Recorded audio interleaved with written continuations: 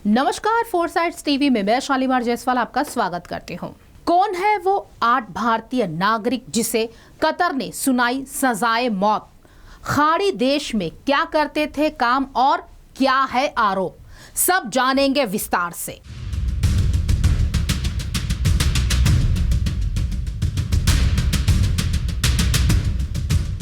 Qatar की कैद में बंद भारतीय नौसेना के 8 पूर्व कर्मियों को कतर की अदालत ने गुरुवार 27 अक्टूबर को मौत की सजा सुनाई।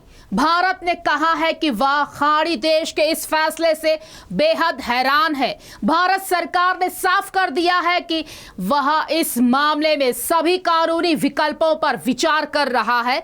सबसे ज्यादा हैरानी वाली बात यह है कि कतर के साथ भारत के रिश्ते अच्छे माने जाते हैं। हालांकि इसके बाद भी कतर ने 8 भारतीयों को मौत की सजा सुना दी है।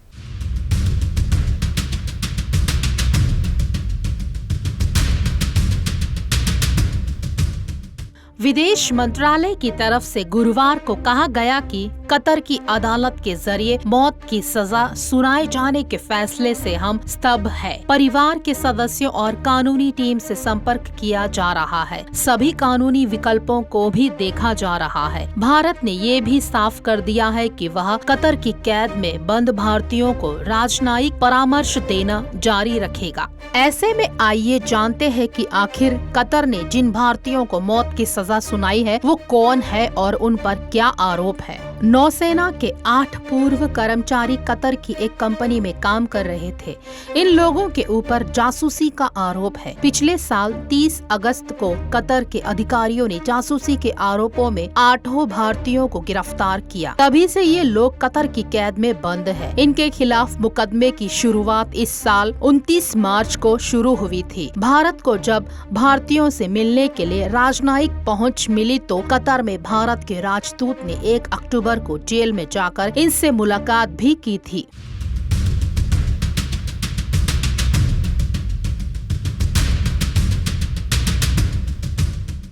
कतर में अल दहरा सिक्योरिटी कंपनी है जिसमें ये सभी 8 भारतीय काम किया करते थे।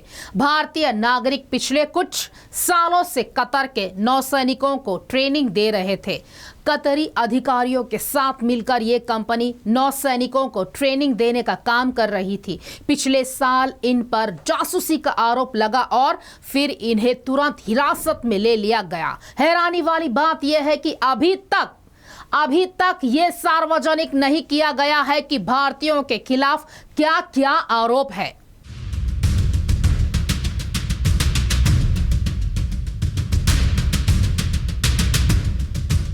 Captain Navtej Singh Gill, captain Saurabh Vashisht, commander Purnendu Tiwari, captain Birendra Kumar Verma, commander Sugunakar Pakala, commander Sanjeev Gupta, commander Amit Nagpal और नाविक रागेश वो 8 भारतीय हैं जो कतर में मौत की सजा का सामना कर रहे हैं। इन्हें कतर की खुफिया एजेंसी ने गिरफ्तार किया था। इन भारतीयों ने नौसेना में लगभग 20 साल तक काम किया। इस दौरान उनके ऊपर किसी भी तरह के आरोप नहीं थे। वह ट्रेनर समेत कई महत्वपूर्ण पदों पर काम कर चुके थे। एक रिपोर्ट के मुताबिक कतर की जिस कंपनी में ये भारतीय काम कर रहे थे उसका नाम Al Dahra global technology and consultancy service था। ये एक डिफेंस सर्विस प्रोवाइडर कंपनी है जिसका काम सैनिकों को ट्रेनिंग मुहैया कराना है। इस कंपनी का मालिकाना हक ओमान के एक नागरिक के पास है। कंपनी के मालिक का नाम खामिस अल अजमी है जो रॉयल ओमान एयरफोर्स का रिटायर्ड स्क्वाड्रन लीडर है।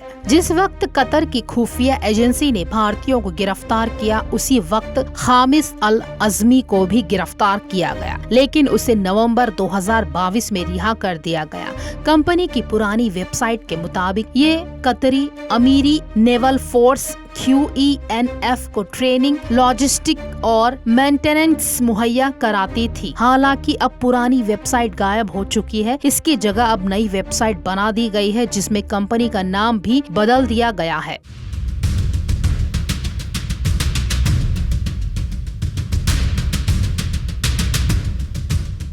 नई वेबसाइट में बताया गया है कि कंपनी का नाम देहरा ग्लोबल है, लेकिन इसमें यह नहीं बताया गया है कि कंपनी का QENF के साथ क्या रिश्ता है।